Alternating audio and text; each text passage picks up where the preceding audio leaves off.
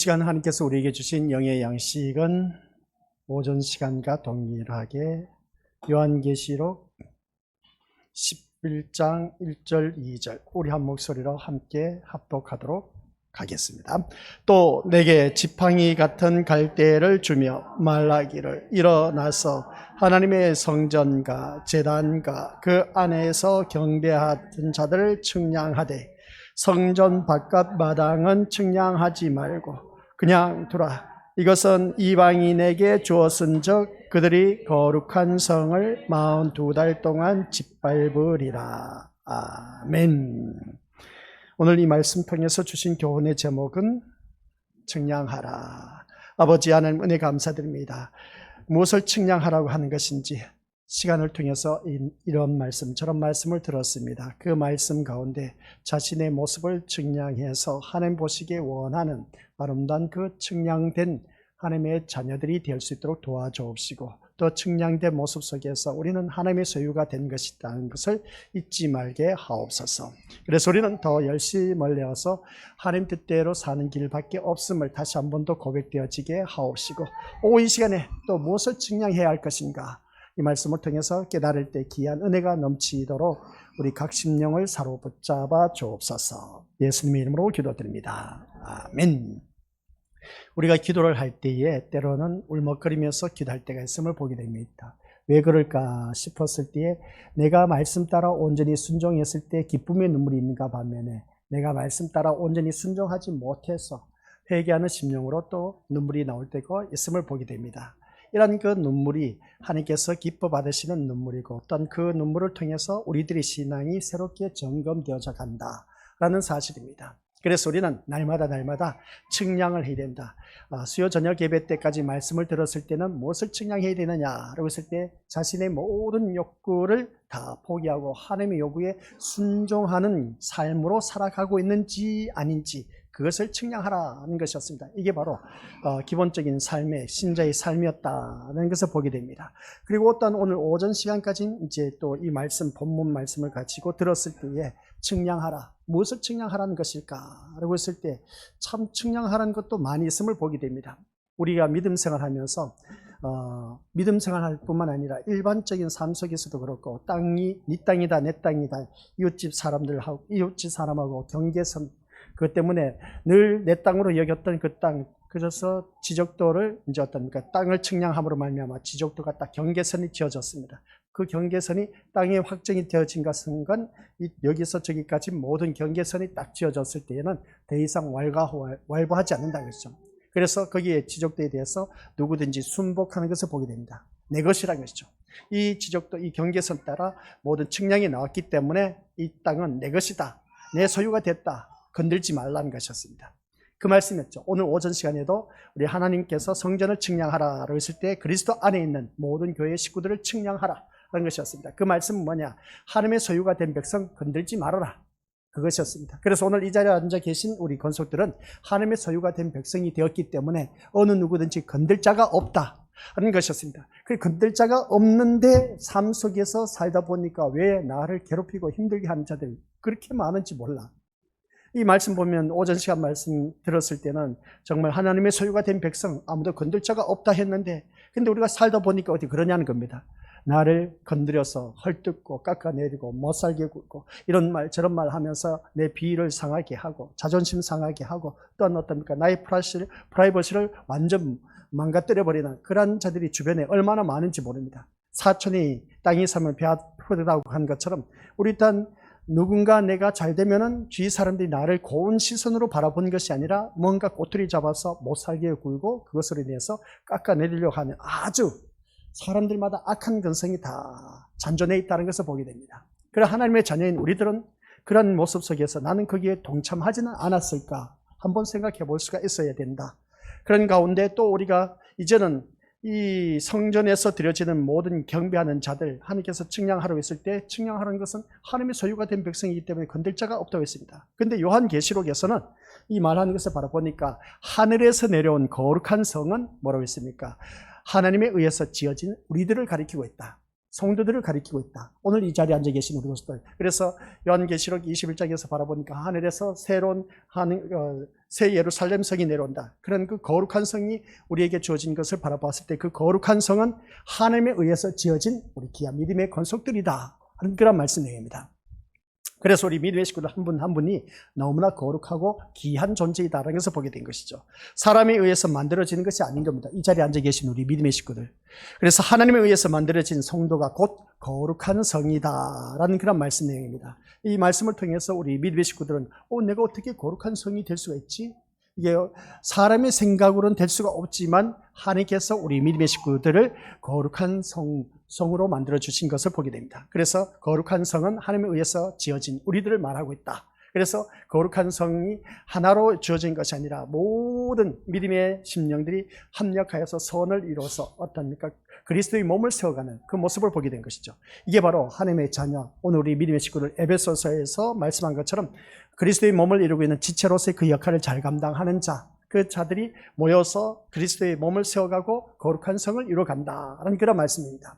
그런 말씀 가운데 오늘 말씀 속에서 사람에 의해서 만들어진 것이 아니라 하나님에 의해서 만들어진 성도가 거룩한 성이라면 이것을 보이시는 것은 구원을 받을 자는, 같이 읽어보죠. 시작. 구원을 받을 자는 이미 하나님에 의해서 확정되어 있다라는 것입니다. 이거 참 요한계시록을 말씀하다 보면 아니 그렇다면 구원받을 자는 이미 하나님에 의해서 확정되어져 있다? 야, 그러면 하나님께서 이미 너는 하나님 백성, 너는 하나님 백성 아니야. 이제 쉽게 표현하면 1절에서는 하나님 백성, 택함받은 백성이고 성전 바깥에 있는 사람은 하나님 백성이 아니다. 결정 그렇게 날 수가 있음을 보게 됩니다. 그러면 이 말씀을 들고 바라봤을 때 이방 사람들이 이 말씀을 바라보면 뭐라 할까? 백발백중 그런 하나님 왜 믿느냐는 겁니다. 이미 택하여진 백성이 있다면 그 사람들만이 들어가게 되니까 에라 모르겠다 하면서 교회 안 나올 자도 있지만은 그러나 그 소리 듣고 무슨 소리냐?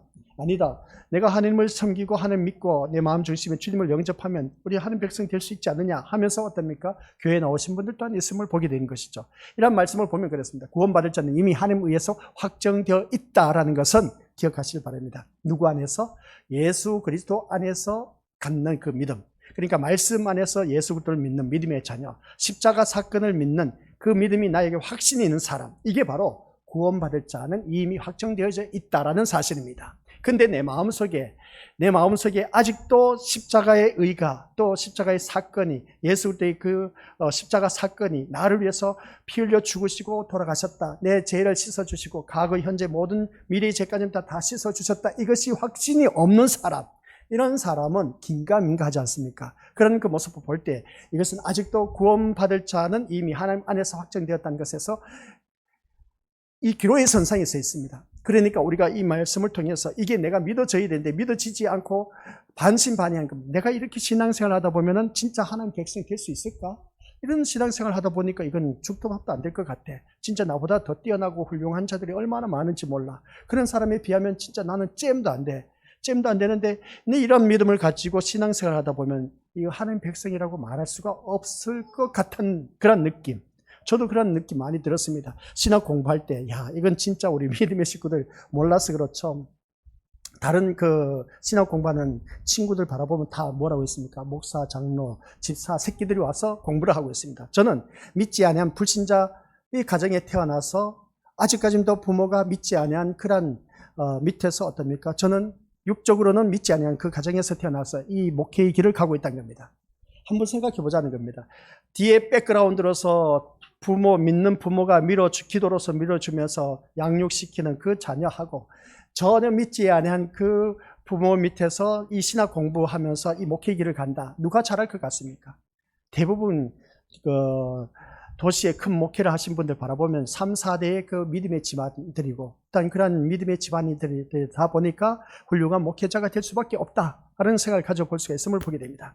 그러나 그럼에도 불구하고 저는 어떻습니까? 이 길을 가는 데 있어서 때로는 힘들고 어려운 일들이 많이 있음을 보게 됩니다. 많지만은 그러나 그럴 때에 야, 친구들 바라봤을 때 저렇게 믿음 생활하고 하는데 부모가 뒷바라지하고 기도로 후원해 주는데 참 부러울 때가 많이 있습니다. 근데 나는 아무도 없을 때 이거 참 교회 식구들밖에 없는 것이죠. 그래 교회 식구들밖에 없는데 저를 위해서 기도해 달라고 부탁하고 그런 경우, 그럴 때 부모보다 나은 것이죠.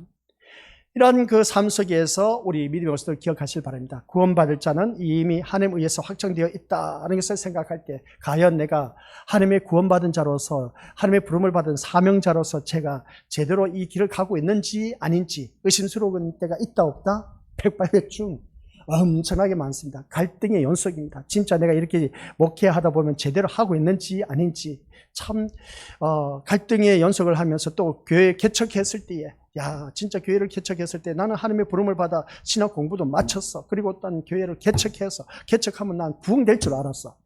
그렇게 하나님 부름을 받았으니까 사명자로 부름을 받았으니까 하나님께서 부흥시켜줘야 되지 않습니까? 그죠?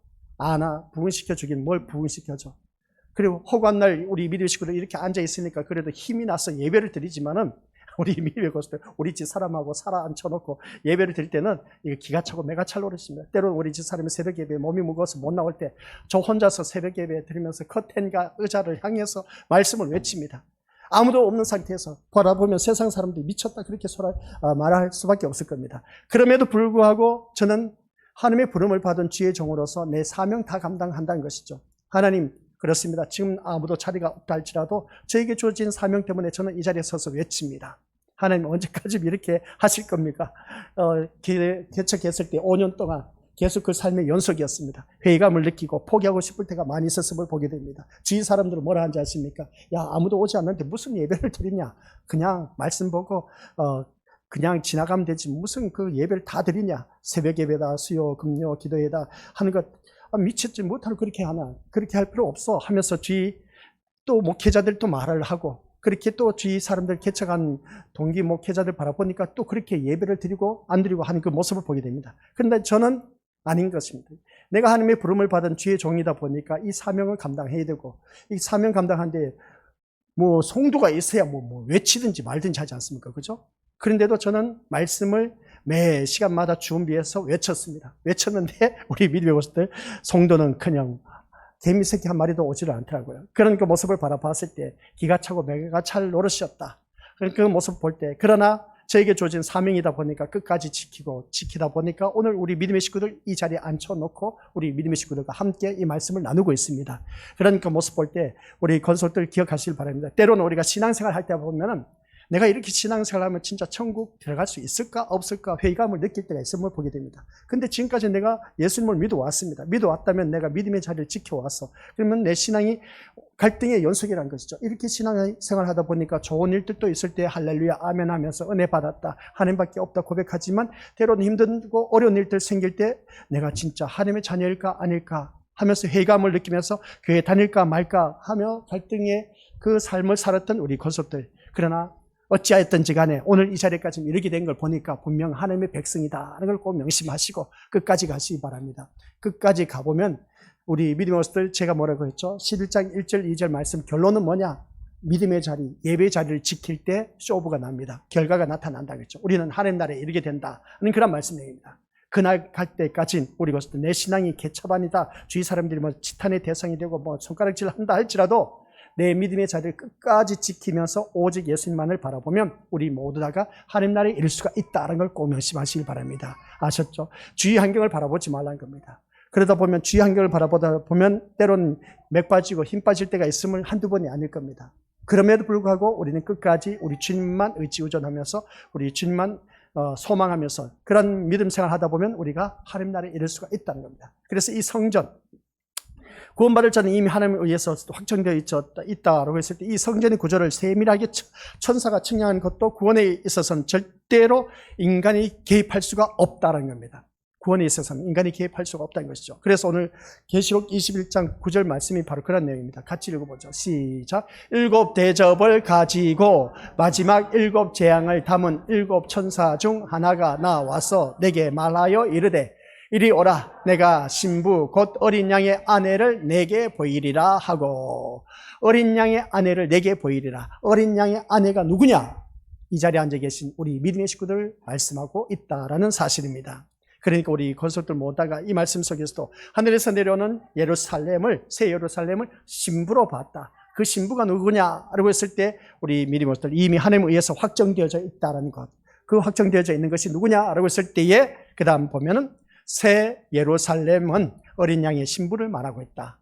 아시겠습니까? 새 예루살렘은 뭐라고요? 어린 양의 신부를 말하고 있다. 이것은 곧 누구를 말하고 있느냐? 교회, 곧 성도들을 말씀하고 있다라는 사실입니다. 오늘 이 자리에 앉아 계신 우리 믿음의 식구들 모두 다가 교회 하면 성도들을 말하고 있다. 그 성도들이 예수님의 신부다. 이 자리에 앉아 계신 우리 믿음의 식구들. 아니 그러면 우리가 사람의 생각으로 그럽니다. 신랑이 있으면 신부가 있습니다. 그러면 1대1 관계밖에 없는데 우리는 여러 명이지 않습니까? 그렇죠? 이 관계를 생각하다 보면 우리가 헷갈릴 때가 많이 있습니다. 그래서 인간의 그 잣대의 기준, 객관적인 그러한 것을 두고 우리가 생각하고 판단해서는 안 됩니다. 하나님의 세계는 그러한 세계가 아니라는 것을 꼭 기억하시길 바랍니다. 물론 이 세상에서도 돈 많은 남자가 여러 명의 첩을 두고 있는 경우가 천만 있음을 보게 됩니다. 그 대표적인 예로 구약의 솔로몬 왕이었습니다. 솔로몬 왕은 몇 명의 첩을 두었다? 1000명이었습니다. 엄청나게 많지 않습니까? 그러니까 모습 볼 때 우리 믿음으로서 어찌 그럴 수가 있을까 싶을 정도인데 그러나 1000명의 첩을 둔 그 모습을 보게 됩니다. 이런 모습을 바라봤을 때 우리 믿음의 식구들 세상에도 솔로몬 왕과 같은 그런 첩을 많이 두었는데 우리나라는 3000궁녀를 둔 사람 누구였죠? 네, 의자왕이었죠. 그런 그 모습 볼 때 참 많이 있었음을 보게 됩니다. 이런 그 세상에서도 이러한 일들이 비일비재히 일어나고 있다는 겁니다. 그러면 우리 신랑이신 예수님은 우리 신부인 우리들을 세상 것과 비교하면 안 되는 겁니다. 이걸 우리가 신부라고 했을 때에 우리 것들 모두 사람의 형체를 말하고 있는 것인데 신부라고 했을 때 사람의 형체가 아닌 우리 영적인 그 지체라는 것을 기억하라는 겁니다. 이 영적인 지체로서 우리 모두가 교회하면 여성 단어를 사용하고 있습니다. 그래서 교회 안에 출입하는 모든 성도들을 우리가 신부로 보고 있다라는 사실입니다. 그러니까 우리가 믿음 생활하면서 이 말씀 통해서 어느 누구를 막론하고 어린 양의 신부는 곧 우리를 말하고 있다. 이 새 예루살렘 성이 누구라고요?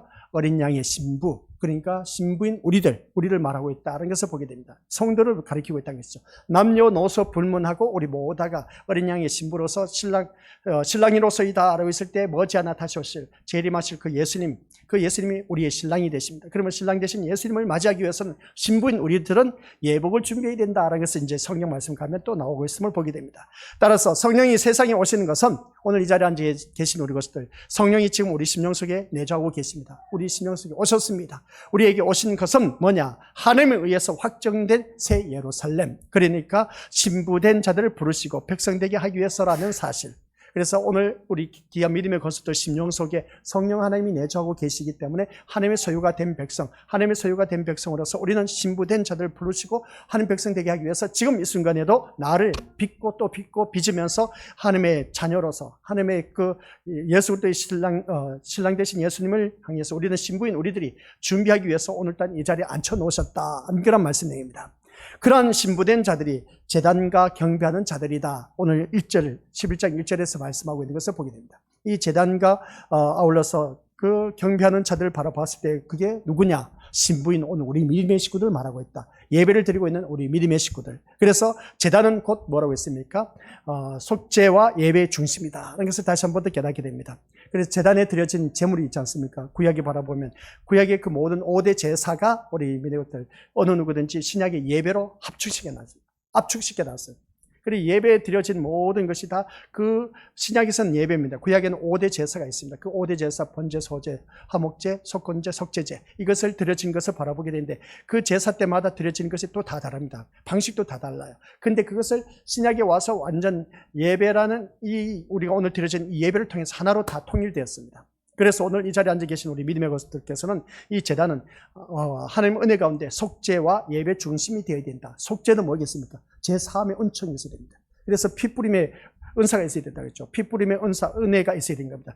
피뿌림의 은혜가 뭐냐면 어린 양을 잡아서 제단에 드려짐으로 말미암아 제3의 은총을 받습니다. 그러면 우리는 제3의 은총을 받는 것은 이미 어린 양 대신 예수 그리스도께서 십자가에 못 박혀 돌아가심으로 말미암아 구약의 그 제사를 다 한꺼번에 해결해 주셨다. 그래서 우리는 예수님의 이름으로 예배드린 그러한 자들은 피뿌림의 역사, 그러니까 회개의 역사가 있다는 겁니다. 속죄가 있다는 것이죠. 그래서 주님 앞에 나왔을 때마다 예배드릴 때 속죄, 회개가 있어야 됩니다. 회개의 역사가 일어나야 된다는 것이죠. 그래서 회개는 언제 일어나느냐?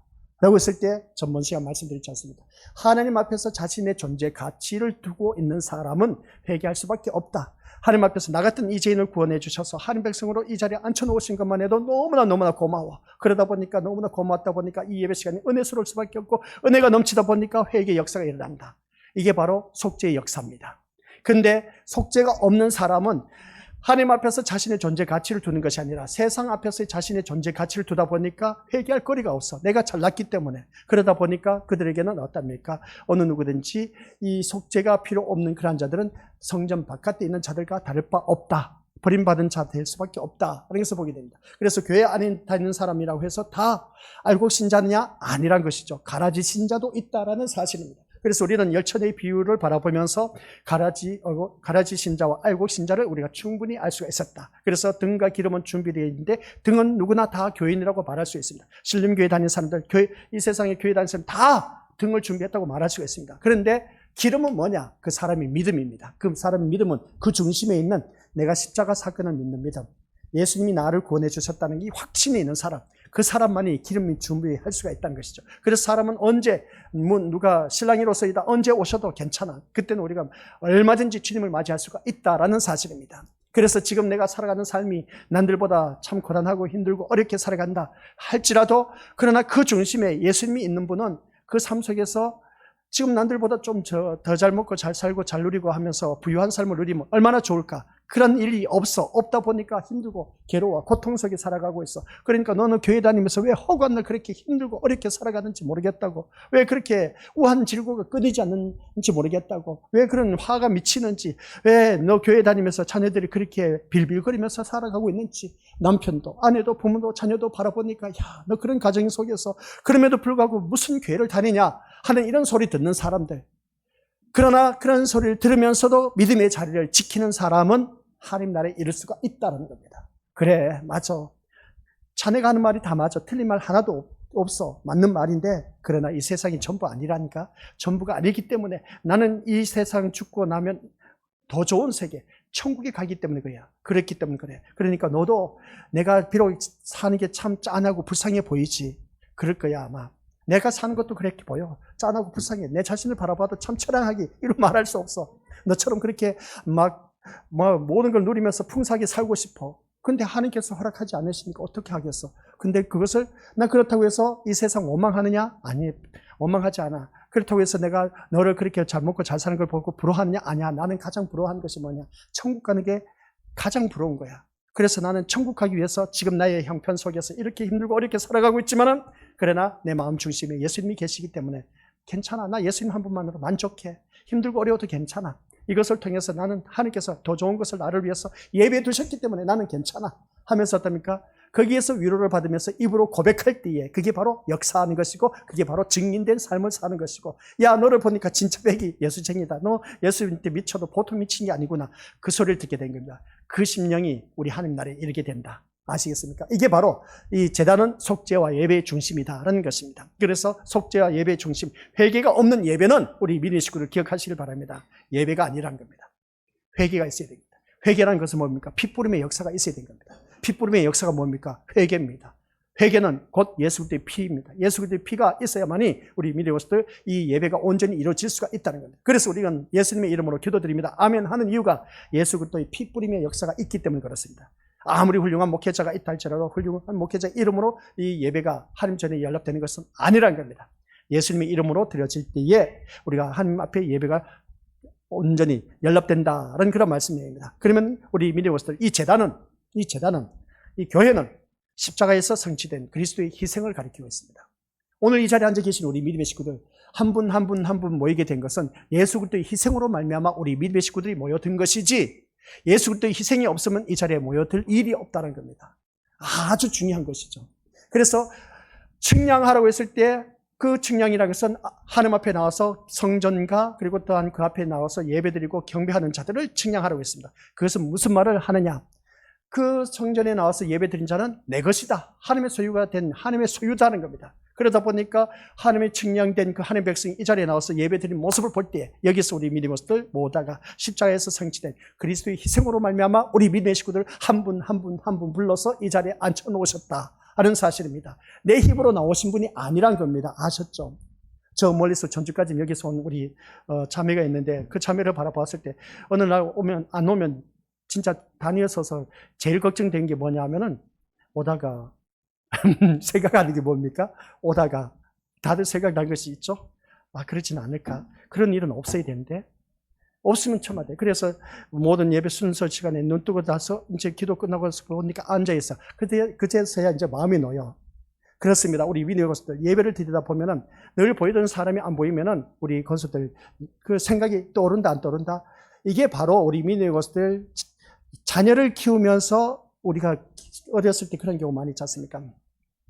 다 밥상에 한 자리에 앉아서 다 식사하지 않습니까? 다 모였을 때, 야, 첫째부터 쭉 보니까 왜 셋째는 어디 갔어? 하면 어떻습니까? 가족 식구가 없지 않습니까? 그죠? 그러면 가장이 물어봅니다. 아버지가 물어보면 어떻게 저때 한 것을 보게 됩니다. 그런 그 모습을 바라봤을 때, 그 가족 식구를 쭉 둘러봤을 때, 없을 때, 앞에서 이끄는 가장은 우리가 제일 먼저 챙기는 것이죠. 어디 갔냐? 모르기 때문에 물어보는 것이죠. 이렇게 저렇게 해서 아는 사람은 답변을 하는데, 가족 식구들.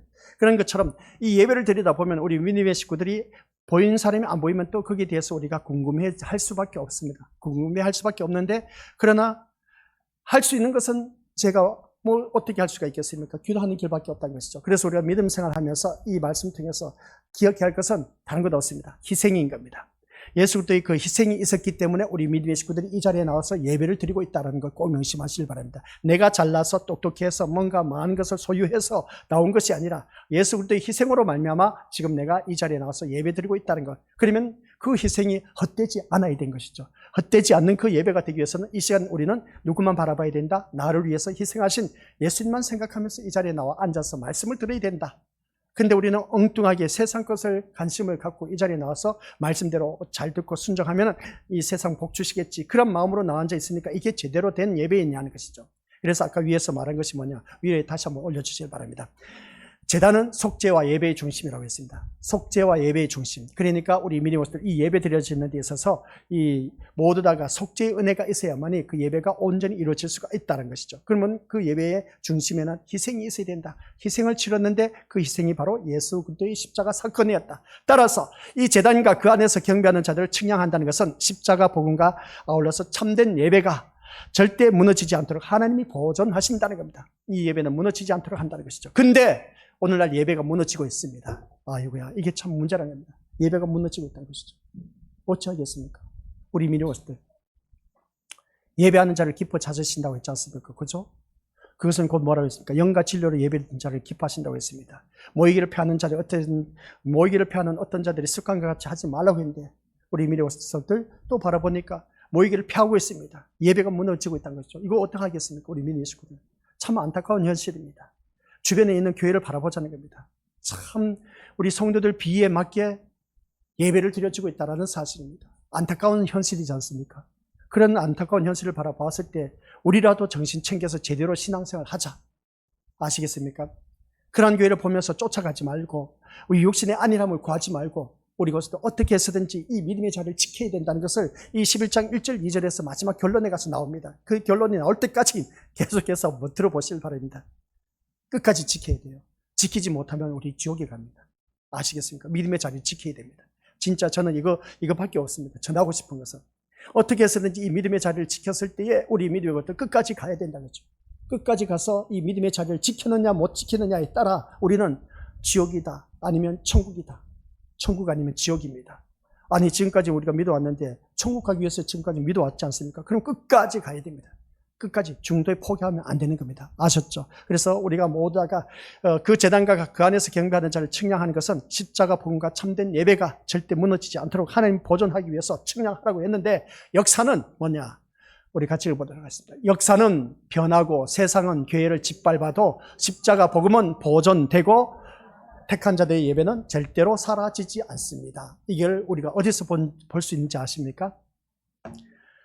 역사는 변하고 세상은 교회를 짓밟아도 십자가 복음은 보존되고 택한 자들의 예배는 절대로 사라지지 않는다. 북한에 있는, 북녘 땅에 있는 지하교회에 드리는 성도들입니다. 그리고 또 핍박이 있는 그 중국에서도 이런 일들이 참 많이 일어나고 있음을 보게 됩니다. 십자가 복음은 보존되고 있습니다. 택한 자들의 그 예배는 절대로 사라지지 않습니다. 암암리에 예배 드리면서 그만큼 어떻습니까? 그 예배에 아주 간절한 마음으로 드려진 그 모습, 그걸 생각하면서 우리도 이 예배에 참여해야 된다. 아셨죠? 미친 짓이지. 만약 걸리면 곧바로 죽음입니다. 차라리 북한에 있는 동포들은 예배 드리다가 들통 나서 어떻습니까? 곧바로 사형이 당하면 그들은 천국 가는 것이죠. 얼마나 좋겠습니까? 근데 우리는 이 세상 살면서 참 너무나 편안한 생활을 하고 있다는 것을 보면 진짜 우리는 어떤 일이 있어도 내 믿음의 자리를 지키지 않으면 안 된다. 그래서 믿음의 자리를 지킨다는 것이 그만큼 중요하다는 겁니다. 왜 그러면 그들이 목숨을 걸고 아마니의 지하에서 그렇게 예배를 드릴까? 그러면 그런 마음 자세로 우리는 그런 핍박이 없지 않습니까? 그러면 우리는 무엇을 해야 되겠습니까? 내 믿음의 자리는 내가 지켜야 되지 않느냐는 것이죠. 내 믿음의 자리는 내가 지켜야 되지 않느냐는 겁니다. 이것도 못하면서 우리가 천국 갈 생각은 하지 말라는 겁니다. 아시겠습니까? 그래서 이 말씀을 전해도 기뚱으로 듣는 분들도 있을지 모르지만 기뚱으로 듣지 마시길 바랍니다. 진짜 안타깝습니다. 말씀을 듣고 그 말씀 따라 온전히 우리의 첫 번째 우리가 지난 수요 저녁 예배 때까지 말씀드렸을 때는 자기의 욕구 모든 것을 포기하고 하나님께서 원하신 그 요구에 순종하는 그 삶으로 살아가는 것, 이게 측량하는 것입니다. 그래서 측량해서 하나님이 요구하신 그 순종에 내가 얼마만큼 순종하고 살아가고 있는가, 그걸 측량해 보라는 겁니다. 측량했을 때 순종해서 미달되면 안 돼요. 누구든지 순종은 100%입니다. 순종해야 돼요. 복적, 맹종까지 하셔야 됩니다. 하나님 말씀 앞에서. 그래야 우리는 천국에 갈 수 있다는 것이죠. 아시겠습니까? 사생결단, 목숨을 걸고 그렇게 살아가셔야 된다. 꼭 명심하시길 바랍니다. 그래서 우리 복음 예배 드린 자는 이 예배는 절대로 사라지지 않는다는 것. 그래서 그런데 2절 말씀 바라보니까 이제 뭐가 나옵니까? 성전 바깥 마당은 측량하지 말고. 성전 바깥 마당은 측량하지 말고. 참. 그 다음, 그냥 두라. 성전 바깥에 있는 자는 측량하지 말고 그냥 두라. 이것은 이방인에게 줬은 즉 그들이 거룩한 성을 42달 동안 짓밟으리라. 그럼 누구를 짓밟는다? 성전 바깥 마당에 있는 사람을 짓밟는다. 그런 성전 바깥 마당은 이방인에게 줬은 즉 그들이 거룩한 성을 42달 동안 짓밟는다라는 것이었습니다. 성전 밖 마당은 거짓 교회와 세상의 박해를 말씀하고 있다라는 것이었습니다. 무슨 말이라고요? 성전 밖 마당은 거짓 교회와 세상의 박해를 말하고 있다. 그러니까 우리가 믿음 생활하면서 성전 밖 마당에 있는 것은 거짓 교회, 참된 교회가 아닌 거짓 교회, 세상의 박해를 말하고 있다. 그래서 보게 됩니다. 거짓 교회는 세상으로부터 박해를 받을 수밖에 없습니다. 또한 참된 교회도 세상으로부터 박해를 안 받느냐? 받습니다. 그러나 성전 밖에 있는 마당은 어떻습니까? 거짓 교회와 세상의 박해를 말하고 있는 것을 볼 때에, 그러면 성전 바깥 마당은 하나님의 인재가 머문 곳이 아닙니다. 성전 안에 하나님이 인재하고 계십니다. 아시겠습니까? 성막에 보면 성막 안에 뭐가 있습니까? 우리 믿음의 식구들 성막에 있으면 성전 안에 들어오면, 성막 안에 들어오면 우리 믿음의 식구들 앉아서 제사 업무를 보고 있습니다. 그래, 제사 업무를 보고 있는데 그 안에 이 지성소가 있습니다. 이 지성소 안에 하나님의 법궤가 있습니다. 하나님의 임재가 임하고 계신다는 그런 뜻이죠. 바로 그겁니다. 성전 안에 하나님께서 임재하고 계시지 성전 바깥 마당에는 임재하고 계시지 않는다는 그런 말씀인 겁니다. 그러면 이 말씀을 통해서 우리 믿음의 식구들께서 어떻게 생각해야 되냐? 하나님 성전 바깥 마당은 하나님 인재가 머무는 것이 아니다. 이것은 우리 믿음의 식구들 형식적인 교회, 타협한 교회 혹은 세상에 속한 자들을 가리키고 있다는 것을 기억하시길 바랍니다. 오늘날 많은 교회가 세워져 있습니다. 얼마나 진짜 의리의리한 교회가 얼마나 많은지 모릅니다. 그러나 그 교회들 다 교회니까 교회냐, 교회 역할을 감당해야 교회인 것임을 다시 한번 깨닫게 된 것이죠. 그래서 형식적으로, 가식적으로 타락한 또 세상과 타협한 그런 교회는 우리 믿음들 성전 밖 마당에 있는 그런 교회들이다. 세상에 속한 자들을 가리키고 있다는 것을 보게 된 것이죠. 또한 참된 교회가 이방 세계 속에서 고난과 핍박을 당할 것을 또 보여주고 있음을 보게 됩니다. 이것 참 문제가 있지 않습니까? 참된 교회는 그래도 핍박을 받지 말아야 되지. 거짓된 교회는 그렇게 세상으로부터 핍박받는다라고 말할 수 있는 것인데, 그런데 참된 교회는 왜 핍박하도록 또 허락하시냐는 겁니다. 그런 그 모습을 바라봤을 때 우리가 형식적이고 타협하고 세상적인 그런 교회가 오늘날 이 세상에서 얼마나 많은지, 그래서 우리 믿음의 식구들 분별할 수가 있는지 모르겠지만은, 그러나 참된 말씀을 외치지 못한 그런 교회들은 다 형식적이고 타협적이고 세상적인 교회가 다를 바 없다. 그런 교회는 예수님이 없는 교회입니다. 오늘 많은 교회가 있지만은 진짜 그 교회들마다 예수님이 없는 교회가 수두룩하다는 겁니다. 우리 신림교회는 모든 교회가 다 그렇죠. 예수님이 있는 그런 하나님이 임재하고 계신 그런 교회가 되어야 된다는 겁니다. 그런 교회가 되지 못한 교회들이 너무나 많다는 겁니다. 그게 누가 만들고 있느냐? 앞에서 있거든. 거짓된 목자들이 그렇게 만들고 있다는 겁니다. 그런 그 모습 보면 참 안타까운 겁니다. 안타깝지만은 어찌하겠습니까? 각자에게 믿음의 분량이 있다 보니까 그대로 갈 수밖에 없습니다. 누가 옳은지 거짓인지 나중에 하나님 앞에 섰을 때 보면 알 수가 있다는 겁니다. 그래서 주님께서 하신 말씀 알고 계시죠? 제가 오전 시간에도 말씀드렸습니다. 새벽에도 말씀드렸습니다. 주여 주여 주여 하는 자마다 다 천국에 못 들어간다 하면서 어떻습니까? 나는 너를 도무지 알지 못하니 내게서 떠나가라는 것이었습니다. 아니 주님, 내가 주의 이름으로 선지자 노릇했지 않습니까? 귀신을 쫓아냈지 않습니까? 권능을 행했지 않습니까? 그런데 주님은 뭐라고 했습니까? 난 너를 도무지 알지 못하니 내게서 떠나가라고 했습니다. 오늘날 교회가 그런 자들이 너무나 많다는 겁니다. 아무리 주여 주여 찾는들 주님이 모르는 교회가 너무나 많다는 겁니다. 무슨 말이겠습니까? 주님이 없는 교회가 너무나 많다는 겁니다. 그래서 그게 하늘에서 망한 자들의 모습인 겁니다. 그런데 이 세상에서는 알 수가 없어. 오늘 오전 기도도 그렇고 오후에도 기도가 바라봤을 때 진짜 우리 마음 중심에 하나님께서 죄에 대하여 의에 대하여 심판에 대해서 회개할 수 있는 그런 심령이 되어야 되는 겁니다. 그게 없으면 죄의 그 속죄의 그 은혜와 예배가 없으면 우리 믿음의 중심이 되지 못하면 그 예배는 다 헛된 예배, 세상적인 교회, 타협한 세상 것과 타협한 형식적인 거칠어로만 드려진 그런 예배, 그런 교회들이 수두룩하다는 겁니다. 우린 그런 자가 되어서는 안 된다는 것이죠. 그래서 오늘 말씀을 통해서 우리가 기억해야 할 것은, 그러나 이 짓밟은 기간은 뭐라고 했습니까? 다른 것 없습니다. 이 또한 참된 교회가 그 다음 말씀입니다. 참된 교회가 이방 세계 속에서 고난과 핍박을 당한다라고 했습니다. 이 짓밟는 기간이 42개월로 되어 있다는 것이죠. 이 42개월로 제한되어 있는 것을 볼 때 이 고난의 그 길이 보이지만은 하나님의 주권 안에서 엄격한 제한된 시간이다라는 것을 보게 됩니다. 이 제한된 시간 속에서 42개월, 이 42개월이 3년 반입니다. 이 3년 반 동안 1260일 동안 핍박을 받는다. 한번 생각해 보시기 바랍니다. 핍박받는데 하루 이틀이 아니라 1260일, 3년 반 동안 받는다. 너무 길지 않습니까? 핍박받을 때 일주일만 핍박받아도 사람 못 살겠다 할 겁니다. 근데 3년 반 동안 핍박을 받는다. 하나님은 자기 백성을 끝까지 버리지 않으신다라는 사실을 꼭 명심하시길 바랍니다. 그 핍박 가운데서도 하나님의 백성, 하나님의 소유가 된 백성으로 측량된 하나님의 백성은 42개월 동안 핍박을 받는다 할지라도 걱정하지 말라는 것이죠. 하나님께서 책임져 주세요. 하나님의 것이란 것이죠.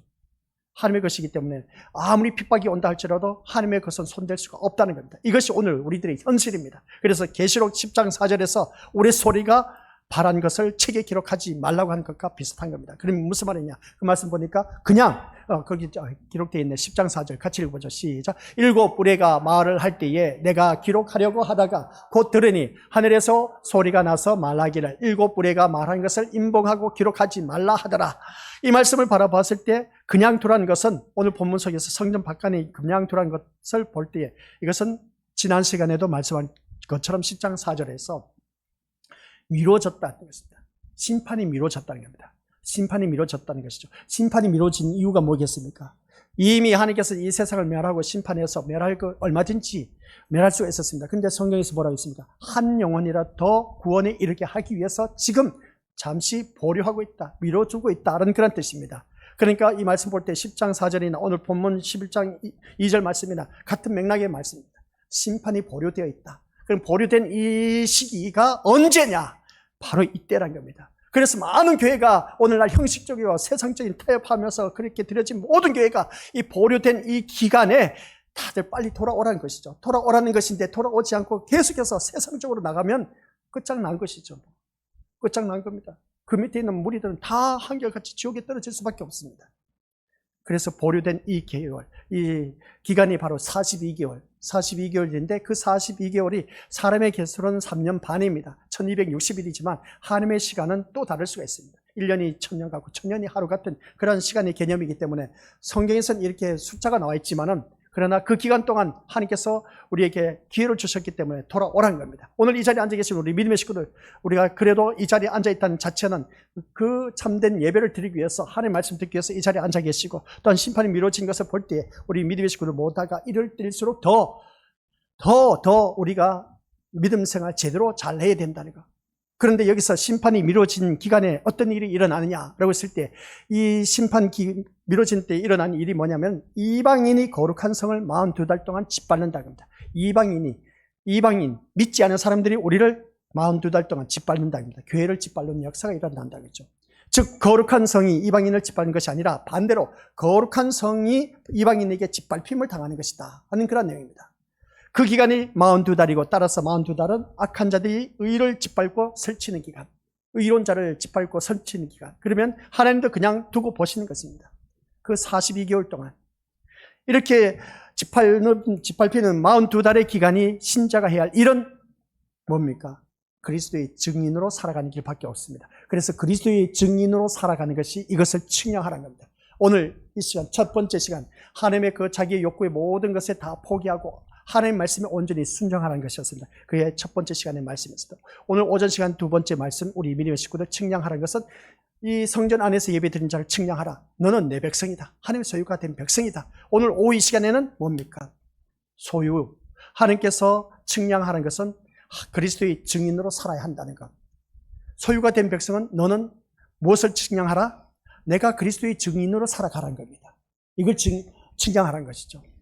그래서 이 성경 말씀 원고를 전체를 쭉 살펴봤을 때 이렇게 쭉 나눠서 볼 수가 있어야 됩니다. 첫 번째는 하나님의 요구하는 순종에 내가 사는 삶으로 측량하라. 두 번째는 하나님의 소유가 되었다. 그 다음 세 번째는 뭐라고 있습니까? 첫째, 둘째, 셋째 나누어져 있지는 않습니다. 세 번째 말씀을 바라보니까 너는 그리스도의 내 증인으로 살아가라. 너는 예수쟁이라는 것을 보여주라는 겁니다. 이게 너 삶 속에서 측량하라는 것이죠. 그런 소리를 듣고 있느냐는 겁니다. 너는 진짜 예수쟁이다. 우리 한번 옆에 있는 믿음의 식구들 격려해 주시기 바랍니다. 너는 진짜 믿기 신자다. 시작. 너는 진짜 예수쟁이다. 시작. 이런 소리 듣는 사람, 이걸 하나님께서 측량하라는 겁니다. 그 소리를 들어야 내가 하나님 백성으로서 하나님 나라에 이룰 수가 있고 우리 모두가 새하늘과 새 땅에 이룰 수가 있다는 겁니다. 그 소리 듣기 위해서 열심을 내시길 바랍니다. 열심을 낸다 해서 내 힘으로는 안 돼. 그래서 성령 하나님의 도움을 구하면서 오늘 오후 이 예배 시간까지 지키는 우리 믿음의 식구들 정말 감사드리고요. 끝까지 말씀 들으시길 바랍니다. 힘들고 어렵죠. 요한계시록이 힘들고 어렵습니다. 근데 듣고 보니까 별로 힘든 것은 없어. 근데 측량하라는 것이 포괄적으로 너무나 많이 있어. 아셨죠? 포문을 열었을 때는 나의 신앙을 점검하면서 날마다 말씀의 기준에서 측량하라고 있습니다. 그리고 수요 저녁 예배 때는 우리 믿음의 식구들 모아다가 하나님의 자기의 모든 욕구를 포기하고 하나님의 욕하는 말씀에 순종하라. 오늘 오전 시간에는 우리 믿음의 식구들 모아다가 한결같이 뭐라고 했습니까? 뭐라고 했습니까? 오전 시간 뭐라고요? 오전 시간 뭐라고 했습니까? 우리 믿음의 식구들 갑자기 기억이 안 나. 뭐라고요? 하나님의 소유가 된 백성, 하나님의 소유가 된 백성으로서 우리가 살아가라. 그러니까 자부심을 갖고 살아가라. 그 다음 오늘 오후 이 시간에 뭐라고요? 정리가 돼 있어야 돼. 그 정리가 돼 있어야 그 말씀을 가지고 묵상을 하는 것이죠. 묵상을 할 때 나는 이런 사람으로 살아가야지. 이런 사람으로 살아가기 위해서 성령 하나님의 도움을 구하는 겁니다. 그러면 이제 오늘 오후 이 시간에 성령이 증인된 삶으로 살아가는 사람, 증인된 삶으로 살아가는데 내 힘으로는 안 된다. 성령 하나님의 도움을 구하면서 살 때에 너를 보니까 진짜 예수쟁이다. 네가 진짜 이런 날 저런 날 굳은 날 힘들고 엄동설한 그리고 폭풍 몰아친 태풍이 몰아친다 비바람이 몰아친다 할지라도 끝까지 너 믿음의 자리를 지키는 걸 보니까 진짜 너는 예수쟁이다. 너는 진짜 하나님 백성이다. 이런 소리 듣는 사람, 이게 바로 증인된 삶을 사는 사람, 이것을 측량하라는 겁니다. 아셨죠? 야, 너 전번에 예배 빠졌지 않냐 하면서 그런 소리 들으면 큰일 납니다. 아시겠습니까? 그래서 우리는 날마다 우리를 측량할 때 이러한 것을 보면서 더 주 안에서 바로 서갈 수 있는 저와 우리 건속들 되시기를 주님의 이름으로 간절히 축원드립니다. 아버지 하나님 은혜 감사드립니다. 오늘 오후 이 시간에는 측량할 것이 무엇이냐, 오전 시간에는 하나님의 소유가 된 백성으로서 우리가 너무나 감사 또 자부심을 가질 수가 있었습니다. 오후 이 시간에는 하나님의 소유가 된 백성으로서 이 세상을 살아갈 때 세상 것과 타협하지 않고 그리스도인의 증인된 삶으로 살아가라. 이것을 측량하라고 했습니다. 내가 과연 증언된 삶으로 살아가고 있는지 우리가 측량해야 된다는 것을 잊지 말게 하옵소서. 예수님의 이름으로 기도드립니다. 아멘.